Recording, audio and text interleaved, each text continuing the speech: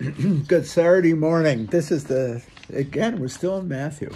And it's Jesus. He said, "You have heard the commandment imposed on your forefathers, do not take a false oath. Rather, make good to the Lord all your pledges. But I tell you, watch him go beyond it. Don't swear at all," he said. "Do not swear by heaven. It is God's throne. Nor by the earth, it is his footstool. Nor by Jerusalem, it's the city of the great king. Do not swear by your head. Cannot make a single hair white or black. Say yes when you mean yes, no when you mean no. Anything beyond that is from the evil one." Wow, that's a mouthful. He said, don't take oaths. With yes, don't take oaths. Just mean what you say. That's what he's saying. And what swearing means is don't start calling down God to validate what you're saying. Just call a spade a spade. Just say what you mean. So I don't think he's rejecting oaths. I hope not, because we just renewed our vows at New York this week. We took vows. I renewed mine, okay? And before God and the community and the church, my poverty, chastity, and obedience. What a cute story. There was two young Passionists from at our house in Puerto Rico. That's where our vocations are coming from, the Caribbean. One, just a beautiful young man. Oh, Lord of God, he was fun. I had so much fun scooching with him. And he took his vows in Spanish, okay? And I said to him, I was listening very closely, did you say chastity or did you say charity? And that became the working joke. I said, you didn't take a vow of chastity, you took a charity. I know you. Laughing at each other, okay? But we did. These men took their vows.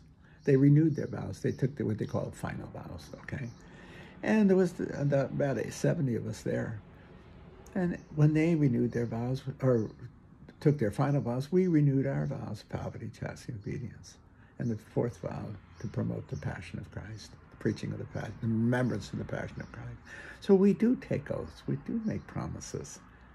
So Christ is not opposed to making promises. It's to unnecessarily call upon God to validate what a simple answer could be yes or no.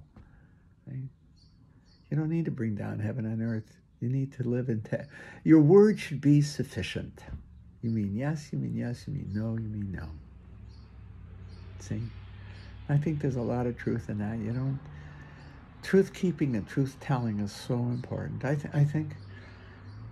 I don't know whatever it's worth yet, but I think of my own upbringing and all the rest. My own conscience, I don't know how it ever got formed, but I find it's a virtual impossibility for me to lie. I can't lie. It's so abhorrent to me that I'm not even tempted. I'm not even tempted, even when I have to tell the truth, a yes or a no, when it's really uncomfortable. It's going to come out, because it's not that I am such a wonderful person that I'm anything but. It's just that I can't lie. It's just, I'm capable of a lot of things, but lying isn't one of them. So this one thing I can say, yeah, I'm there. I mean yes when I mean yes. I mean no when I mean no. And I don't call on heaven or earth or anything else. That's the way it is. Straight shooter in that regard. I don't know what he was referring to here. Let me show you something, though. I'll give you an example. If you ever listen to I'm guilty of swearing, cussing all over the place, okay? I am really foul-mouthed Vitaly. I think they call me that at SLU. But whatever, if you ever listen to, if you really listen to curse, okay, cursing, vulgarity, they are essentially curses. And when you say, God damn it, what do you mean? If you mean it, you want God to damn this thing, okay? We just mean it as, God damn it, I'm tired. It's just a vulgarity. It's a crude, it's not blasphemy in the full sense, because you're really not calling on God. It's an expression. And it's so built into us. And we have all of those things.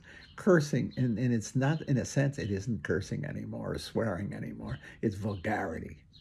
Crude vulgarity, and it isn't pleasing, it isn't good, and it's a bad habit. And I got it to a degree, a bad habit. But what it is not when I'm cussing, I'm not trying to bring God down on God's curse down on anybody, and neither is anyone else. See, it's just bad behavior. It's rude, bad behavior. It's crude, but it isn't cursing. A curse is when you mean it. The Italians have these, oh God, we have so many of them too. And I joke about it, the malocchio, calling down the evil eye. That's a curse if you mean it. I do it as a joke, okay? But there's a lot of, be surprised, cursing gets into very heavy superstitions. And some people actually mean it. That's scary. That is scary. Trying to bring the wrath of God down on somebody or some demonic force. Holy moly, Andy. That's terrifying. For me, that's terrifying. You know, most of us, when we were cussing up a storm, you look at the word cussing, it's a derivative of the word cursing. We mean it as cussing. See? A foul mouth. Shooting your mouth off. We're guilty of impropriety, not cursing. Not cursing. No, we mean yes, no, with a certain amount of flamboyance, a little bit of exaggeration thrown in. See? If somebody said, Ted, you don't curse, you're colorful. Colorful language. Describe my language as colorful. I said, okay, that sounds good. See? I don't know. I'm telling you a story. Anybody who's watching this thing who knows me knows I cuss like a sailor. See? Let's call it, we're colorful. See? Not cursing. I don't curse anybody. See? You got to know the difference. You have to know the difference between cursing and vulgarity. See? Christ is condemning cursing. Whether he cussed or not, I don't know. But don't tell me they didn't have their ways of griping, okay? And they had to have a mode of expression that caught it. Who knows? We're human. And we have ways of expressing ourselves, let's say, with color. Not the prettiest thing about human nature and the human habits, but it's not the worst either, by far. I heard one person say, this guy's a real saint. You never hear him cuss. I think, holy cow, what a standard. What a ridiculous standard. Reduced because he doesn't use bad words. Holy cow. That's a judgment of excellence? Well, he doesn't cuss. Good for him. What else? What else? Is that it? Hardly. Hardly. There's so much more to life, the demands of life and the virtues that Christ asks of us and compels us to and orders us to. Huh? Being vulgar is not the world's worst thing. It is what it is. It's a vulgarity. But it isn't a curse.